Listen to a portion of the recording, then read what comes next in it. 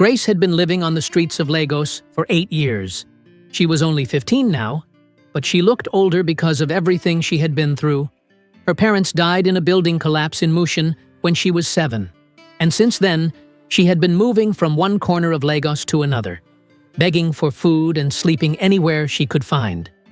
Grace was not like other street children. She was extremely beautiful, with smooth dark skin and bright eyes that made people stop and stare.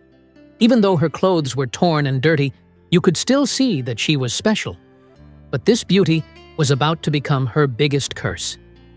It was a hot Thursday evening in Ikeja, when Grace's life changed forever. She was sitting under the bridge, counting the small coins she had begged that day, when an old woman approached her. The woman was wearing expensive clothes and gold jewelry, but her smile seemed too kind to be real. "My dear, you look hungry," the woman said, pulling out a wrapped plate of jollof rice and chicken. "Come, eat this. You're too young to be suffering like this."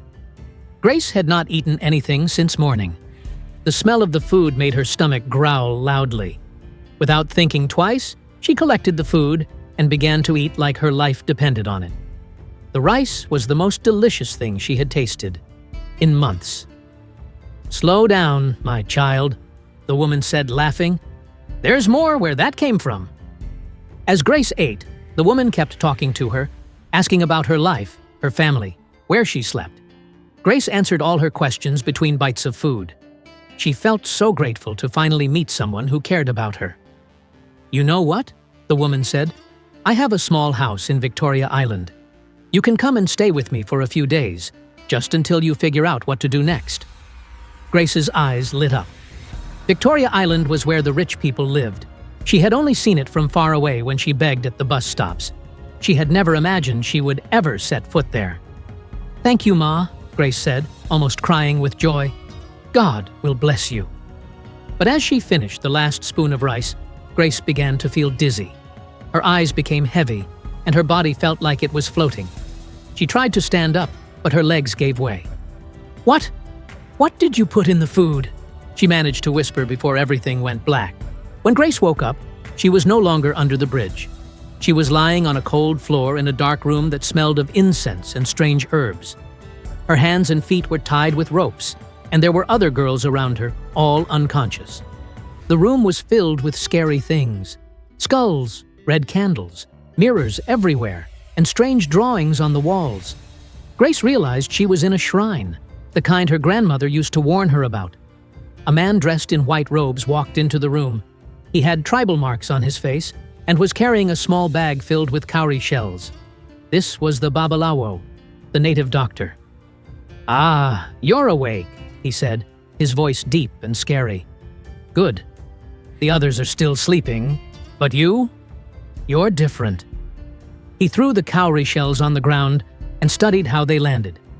His face suddenly changed, and he stepped back in fear. "Impossible," he shouted.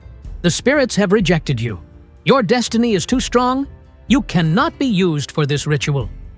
Before Grace could understand what was happening, the Babalawo was already untying her ropes. "Leave here now," he commanded. "Run, and don't look back. If you stay here one more minute, something terrible will happen to all of us." Grace didn't need to be told twice. She ran out of the shrine as fast as her legs could carry her, leaving the other girls behind. She felt bad about abandoning them, but she was too scared to do anything else. She ran through the forest for what felt like hours, her heart beating so fast she thought it would explode. Tree branches tore her clothes and scratched her skin, but she didn't stop running until she saw lights ahead. When Grace finally stopped running, she found herself on a street she had never seen before. This was clearly the rich part of Lagos. The buildings were tall and shiny, the cars were expensive, and everything looked clean and organized. She was standing in front of a big boutique with the most beautiful dresses she had ever seen displayed in the window. The shop was called Madame Kemi's Fashion House, and even from outside, Grace could smell expensive perfume. As she stood there, trying to catch her breath and figure out where she was, a tall, elegant woman stepped out of the boutique. The woman was wearing a flowing dress and had perfect makeup. She looked like the kind of person Grace had only seen on TV. "Hello, dear," the woman said with a smile. "I'm Madame Kemi. I saw you looking at my dresses. Do you like them? Grace nodded, too amazed to speak. She had never seen such beautiful clothes up close. You're very pretty, Madame Kemi continued, but you look tired and hungry. When last did you eat? Yesterday, Grace lied. She had actually eaten the poisoned rice earlier, but that felt like a lifetime ago. Come inside, Madame Kemi said, taking Grace's hand. Let me give you something to eat and clean clothes to wear. You deserve to look as beautiful as you are. Grace followed Madame Kemi into the boutique. Inside, everything was perfect. Soft music was playing, the air conditioning was cool, and there were mirrors everywhere. But what caught Grace's attention most were the mannequins. They were the most lifelike mannequins she had ever seen. They looked so real that she almost expected them to move. Their faces were perfect, their poses were elegant, and their eyes seemed to follow her as she walked past. Beautiful, aren't they? Madame Kemi said, noticing Grace staring. They're my pride and joy. Each one is special in her own way. Madame Kemi led Grace to a back room with a shower and handed her a beautiful blue dress. Go and clean yourself up, she said. Then put on this dress. I want to see how you look. Grace had never had a proper shower before. The hot water felt amazing on her skin, and the soap smelled like flowers.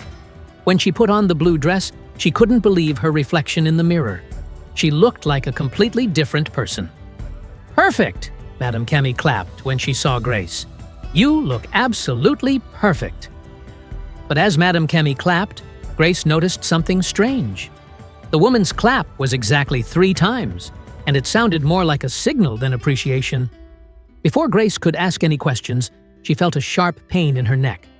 A large man had appeared behind her and injected something into her neck with a syringe. Sleep now, my dear, Madame Kemi said, as Grace's vision became blurry. When you wake up, you'll be exactly where you belong. When Grace woke up, she couldn't move.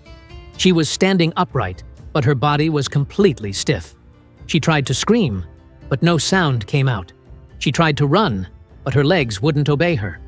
She was behind the glass window of the boutique, dressed in the blue dress, posed with one hand on her hip, and the other by her side. People were walking past outside, looking at her and the other mannequins, completely unaware that she was alive. Grace realized with horror that she had become one of the mannequins she had admired earlier. She was trapped behind glass, unable to move, unable to speak, forced to stand there while people stared at her like she was just a thing to sell clothes. During the day, customers would come into the boutique and point at her, discussing her dress or her pose. Some would even tap on the glass, and she would feel every tap but couldn't react. The worst part was that she could see everything, hear everything, but she was completely powerless. But at night, when the boutique closed and the lights dimmed, something changed. The curse became weaker, and the mannequins could whisper to each other. Welcome to hell, a voice whispered from beside her. Grace couldn't turn her head, but she could hear the voice clearly. My name is Blessing, the voice continued. I've been here for 6 months. Don't try to fight it. The more you struggle, the stronger the curse becomes. How is this possible? Grace managed to whisper back. Madame Kemi is a witch, another voice said from the other side. My name is Kioma. I've been here for 2 years. She finds beautiful girls like us and turns us into mannequins to attract customers to her boutique. But why us? Grace asked. Because we're beautiful and we're nobody, Blessing answered. No one looks for street girls when they disappear. No one files missing person reports for us. As the nights passed, Grace learned the stories of all the other mannequins. There was Blessing, who was kidnapped while going to buy bread for her sick mother. There was Kioma, who was tricked by a man who promised to marry her. There was Funmi, who was sold by her stepmother. And there was Ngozi, who had been there the longest, 3 years. There's no escape, Ngozi told her. Once the spirit enters your body through the injection, you're trapped forever. The only way out is death. But Grace was different. While the other girls had completely lost control of their bodies, Grace found that she could still feel emotions deeply. And on her 7th night as a mannequin, something amazing happened. She cried. A single tear rolled down Grace's cheek as she stood behind the glass. The other mannequins gasped in shock. That's impossible, Ngozi whispered. None of us have been able to cry since we became mannequins. The curse is incomplete in you, Blessing said, her voice filled with hope for the first time in months. Maybe there's still a chance. Grace spent the next few days focusing all her energy on that tear. She thought about her parents, about her life on the streets, about all the dreams she had before this nightmare began, and slowly, more tears came. Then, on the 10th night, her finger moved. It was just a tiny twitch, but it was movement. Real movement. Grace was so excited she almost cried out loud. By the 12th day, she could move 3 fingers on her right hand. By the 15th day, she could move her whole hand. The next morning, when the boutique opened and customers came in, someone noticed. "Excuse me," a young woman called out to Madame Kemi. "Is that mannequin supposed to be moving?" Everyone in the shop turned to look at Grace. Her hand was clearly moving, and tears were streaming down her face. "She's crying!" another customer screamed. "The mannequin is crying." Within minutes, a crowd had gathered outside the boutique. People were taking pictures and videos with their phones, all talking at once. "This is impossible! Mannequins don't cry? Is this some kind of joke? Call the police!" Madame Kemi rushed to the window, her face calm, but her eyes filled with panic. "Ladies and gentlemen," she announced loudly, "this is a new type of robotic mannequin I imported from China. It's designed to move and even cry to attract attention. It's the latest technology in fashion retail." Some people believed her, but others were suspicious. A few customers left the boutique immediately, clearly disturbed by what they had seen. That night, Madame Kemi was furious. "You stupid girl," she hissed at Grace after the boutique closed. "You want to destroy everything I've built?" She called her assistant, a large man named Emeka, who had been the one to inject Grace on her first day. "Take her to the back room," Madame Kemi ordered. "We need to fix this problem permanently." The back room of the boutique was nothing like the elegant front area. It was dark, cold, and filled with terrifying things. There were coffins lined up against the walls, some closed, some open, with strange symbols carved inside. There were old mannequin parts scattered around, arms, legs, heads with empty eyes staring at nothing. Emeka carried Grace to a metal table and laid her down. She could move her hands and cry, but the rest of her body was still frozen by the curse. "Please," she whispered to Emeka, "I don't want to die. I just want to go home." But Emeka didn't respond. He just stood there, waiting for Madame Kemi to give him instructions. When Madame Kemi entered the room, she was carrying a syringe filled with a dark liquid. "This injection will complete the curse," she told Grace. "You'll never move again, never cry again, never cause me problems again." As Madame Kemi prepared to inject her, Grace closed her eyes and prayed to God, to her dead parents, to anyone who might be listening. "Please," she whispered, "if I'm going to die, let me at least save the other girls first." But just as Madame Kemi was about to plunge the needle into Grace's arm, something unexpected happened. Emeka grabbed Madame Kemi's wrist and stopped her. "No," he said firmly, "I can't let you do this anymore." Madame Kemi stared at him in shock. "What did you say?" "I said no," Emeka repeated, his voice getting stronger. "I'm tired of watching you destroy young girls' lives. This has to stop." What Grace didn't know was that Emeka had a daughter named Grace too. She was the same age as the girl lying on the table, and she had been missing for 3 months. Emeka's daughter had been on her way to school one morning when she simply vanished. He had searched everywhere, reported to the police, even gone to native doctors for help, but no one could find her. Working for Madame Kemi had started as just a job. He needed money to take care of his sick wife and to keep searching for his daughter. But as the months passed and he watched girl after girl get turned into mannequins, he began to suspect the worst. When he saw Grace on that metal table, calling out for help, he saw his own daughter's face. He couldn't take it anymore. "Where is my daughter?" he demanded, grabbing Madame Kemi by the throat. "What did you do to Grace Okafor?" Madame Kemi's eyes widened in fear. She had never seen Emeka this angry before. I don't know what you're talking about," she stammered. "Don't lie to me," Emeka shouted. "My daughter has been missing for 3 months. The The same time you got that new mannequin with the school uniform. Where is she?" Madam Kemi tried to run, but Emeka was too fast. He grabbed her and forced her to the front of the boutique, to the mannequin wearing a school uniform that looked exactly like the one his daughter wore to school every day. "Grace," Emeka whispered, staring at the mannequin's face. "Oh God, Grace, is that you?" The mannequin couldn't move, couldn't speak, but tears began to roll down her cheeks. It was the same way she used to cry when she was scared as a little girl. Emeka fell to his knees, sobbing. His own daughter had been right in front of him all this time, and he had been helping the woman who did this to her. "I'm sorry," he cried. "I'm so sorry, my daughter. Daddy is here now. Daddy will save you." Emeka forced Madam Kemi to tell him how to reverse the curse. At first, she refused, but when he threatened to call the police and expose everything, she finally gave in. "The antidote is in my safe," she said. "But even if you free them, they'll never be normal again.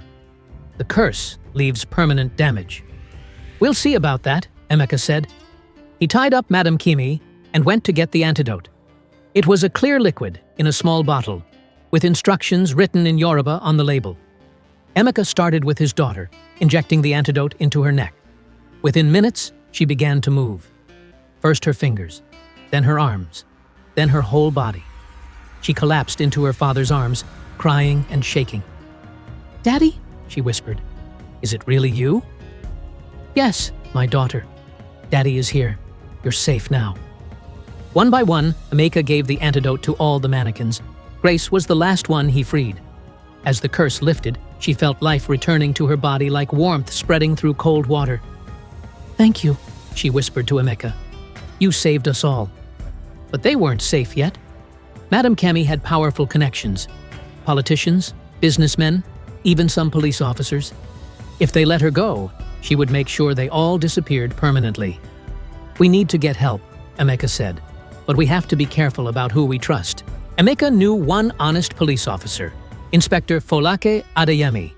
She had been investigating missing girls' cases for years, and she was one of the few officers who actually cared about finding them.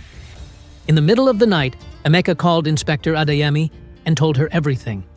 At first, she thought he was crazy, but when she heard the girls' voices in the background, all of them telling her their names and how long they had been missing, she knew it was real. "Stay exactly where you are," she told Emeka. "I'm coming with backup." Within an hour, the boutique was surrounded by police cars. Inspector Adeyemi led a team of officers into the shop, and what they found shocked even the most experienced officers. In the back room, they discovered evidence of dozens of missing girls, clothes, jewelry, phones, school ID cards. There were photos of girls who had been turned into mannequins, and a detailed record book showing how much money each girl had brought in for the boutique. They also found 5 other mannequins in a storage room, girls who had been retired when they stopped attracting customers. These girls had been mannequins for so long that even with the antidote, they could barely remember their own names. Madam Kemi tried to deny everything, claiming the girls were lying and that she was being framed. But the evidence was overwhelming. "You destroyed their lives," Inspector Adeyemi said, as she handcuffed Madam Kemi. "You turned human beings into objects for your profit. You're going to prison for the rest of your life." The case became the biggest news story in Nigeria. The Boutique of Horrors, How a Lagos Fashion House Turned Girls into Mannequins, was the headline on every newspaper. Madam Kemi was sentenced to life imprisonment without parole. During her trial, it was revealed that she had been operating the scheme for over 5 years and had turned more than 40 girls into mannequins. Some of the girls had died from the curse, others had been sold to other witches when they were no longer useful. Emeka was initially arrested as an accomplice, but when the court heard how he had saved all the girls and risked his own life to expose Madam Kemi, he was given a suspended sentence and community service. The girls who were rescued received counseling and support to help them recover from their trauma. Some went back to their families, others were placed in safe homes. Grace was offered several opportunities: a scholarship to finish her education, a place in a good foster home, even modeling contracts from legitimate fashion companies who were impressed by her story of survival. But what touched her most was an offer from Inspector Adeyemi. "I want to adopt you," the inspector said. I've been investigating missing girls' cases for years, and I've seen too many stories that don't end well. But your story gives me hope. I want you to be my daughter, and I want to train you to help other girls like you." Grace cried when she heard this. For the first time since her parents died, someone wanted to give her a real home, not just temporary shelter. "Yes," she whispered. "I want to be your daughter." 5 years later, Grace is now 20 years old. She finished secondary school with excellent grades and is studying criminology at the University of Lagos. She works part-time with her mother, Inspector Adeyemi, on cases involving missing children and human trafficking. The boutique building was turned into a shelter for street children, with a large plaque outside that reads, "In memory of all the girls who lost their lives to greed and evil.